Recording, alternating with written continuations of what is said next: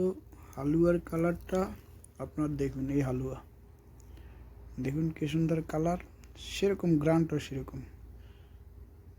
কেউ যদি খেতে চায় হালুয়া, রাত্রে 2 চামচ খাওয়ার 1 ঘন্টা আগে, আর সাথে খাওয়ার পর 1 গ্লাস দুধ খাওয়া ভালো, নতুবা মধু খাওয়া সবচেয়ে উত্তম, বেশি কার্যকর। আর না তুললে হালকা গরম পানি। এই দেখুন কি সুন্দর কালারগুলো, খুব সুন্দর। এই হালুয়া আমার আমি নিজ হাতে এগুলো বানাই। প্রায় 24টা আইটেম দিয়ে, শক্তিশালী পাওয়ারফুল গাছগাছুয়া মধু হইতে কালোজিরা হইতে বিভিন্ন রকমের দ্রব্য দিয়ে, ভেষজ দ্রব্য দিয়ে আমি হালুয়া বানাই। খুব সুস্বাদু, গ্রান্টও সেরকম।